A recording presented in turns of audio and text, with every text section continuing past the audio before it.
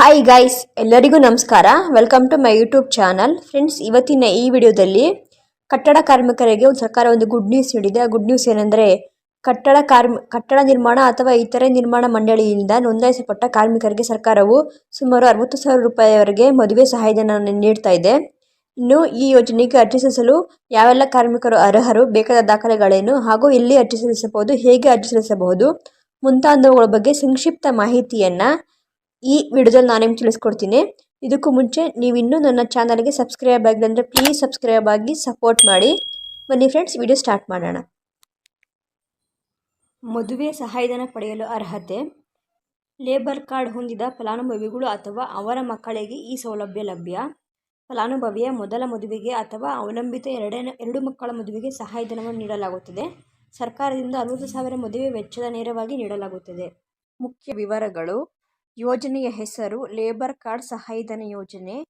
ಸಹಾಯಧನ ರೂಪ: ಒಮ್ಮೆ ನೀಡುವ ನಗದು 60,000 ರೂಪಾಯಿಗಳು. ಗುರಿ: ಕಾರ್ಮಿಕರಿಗೆ ಆರ್ಥಿಕ ಸಹಾಯ, ಸಣ್ಣ ವ್ಯವಸ್ಥೆಗಳನ್ನು ಪ್ರಾರಂಭಿಸಲು ಪ್ರೋತ್ಸಾಹ. ಅರ್ಜಿ ಪ್ರಕ್ರಿಯೆ: ಆನ್ಲೈನ್ ಹಾಗೂ ಆಫ್ಲೈನ್ ಮೂಲಕ.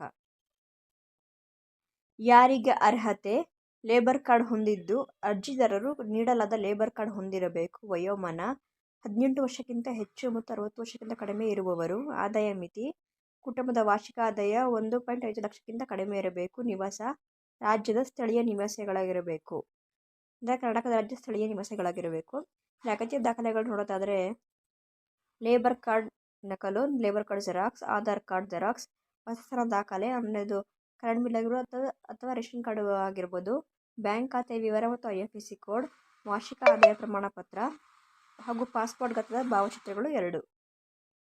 ಯೋಜನೆಯ ಪ್ರಯೋಜನಗಳು: ಈ ಯೋಜನೆ ಏನು ಉಪಯೋಗ ಅಂತ ನೋಡೋದಾದರೆ, ಕಾರ್ಮಿಕರಿಗೆ ಆರ್ಥಿಕ ಸುರಕ್ಷತೆ, ಸಣ್ಣ ಹಣಕಾಸು ಯೋಜನೆಗಳನ್ನು ಪ್ರಾರಂಭಿಸಲು ಸಹಾಯ, ಕುಟುಂಬದ ಶಿಕ್ಷಣ, ಆರೋಗ್ಯ ಮತ್ತು ವಸತಿ ಅಗತ್ಯಗಳನ್ನು ಪೂರೈಸಲು ಸಾಧ್ಯವಾಗುತ್ತದೆ, ಸರ್ಕಾರದ ಸಾಮಾಜಿಕ ಕಲ್ಯಾಣ ಧ್ಯೇಯಗಳನ್ನು ಬಲಪಡಿಸುವುದು.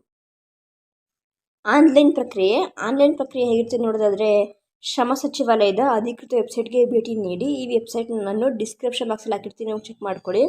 ನಂತರ ಲೇಬರ್ ಕಾರ್ಡ್ ಸಹಾಯಧನ ಅರ್ಜಿ ಫಾರ್ಮ್ ಡೌನ್ಲೋಡ್ ಮಾಡಿ, ಸ್ಕ್ಯಾನ್ ಮಾಡಿದ ದಾಖಲೆಯನ್ನು ಅಪ್ಲೋಡ್ ಮಾಡಿ ಮತ್ತು ಸಬ್ಮಿಟ್ ಮೇಲೆ ಕ್ಲಿಕ್ ಮಾಡಿ. ಇನ್ನು ಆಫ್ಲೈನ್ ಪ್ರಕ್ರಿಯೆ ಹೇಗಿರುತ್ತೆ ನೋಡೋದಾದರೆ, ನಿಮ್ಮ ಪ್ರದೇಶದ ಶ್ರಮ ಕಲ್ಯಾಣ ಕಾರ್ಯಾಲಯ ಅಥವಾ ಸೇವಾ ಕೇಂದ್ರಕ್ಕೆ ಭೇಟಿ ನೀಡಿ ಅರ್ಜಿ ಫಾರ್ಮ್ ಪಡೆದು ದಾಖಲೆಗಳೊಂದಿಗೆ ಸಲ್ಲಿಸಿ.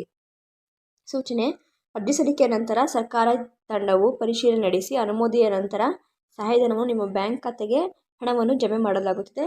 ಇನ್ನು ಇದಕ್ಕೆ ಪ್ರಮುಖ ಕಂಡೀಷನ್ ನೋಡೋದಾದರೆ, ಲೇಬರ್ ಕಾರ್ಡ್ ಇದ್ದವರು ಮಾತ್ರ ಈ ಯೋಜನೆಗೆ ಅರ್ಜಿ ಸಲ್ಲಿಸಬಹುದು. ಇನ್ನು ಎಷ್ಟು ದಿನಗಳ ಹಣ ಬರುತ್ತೆ ಅಂತ ನೋಡೋದಾದರೆ, ನೀವು ಅರ್ಜಿ ಸಲ್ಲಿಸಿದ 4ರಿಂದ 6 ವಾರ ಅಂದರೆ 1.5 ತಿಂಗಳ ಒಳಗಾಗಿ ನಿಮ್ಮ ಬ್ಯಾಂಕ್ ಖಾತೆಗೆ ಹಣ ಜಮೆಯಾಗುತ್ತದೆ. ಇನ್ನು ಮೂರನೇದಾಗಿ ಪ್ರಮುಖವಾಗಿ ಗಮನಿಸಬೇಕಾದ ಅಂಶ ಏನಂದರೆ, 60,000 ಸಹಾಯಧನ ನೀಡುವ ಈ ಯೋಜನೆಗೆ ಅರ್ಜಿ ಸಲ್ಲಿಸಲು ಸರ್ಕಾರ ಯಾವುದೇ ರೀತಿಯ ಕೊನೆಯ ದಿನಾಂಕವನ್ನು ಪ್ರಕಟ ಮಾಡಿಲ್ಲ. ಸೊ ಇದರ ಉಪಯೋಗವನ್ನು ದಯವಿಟ್ಟು ಎಲ್ಲರೂ ಪಡ್ಕೊಳ್ಳಿ. Thank you guys.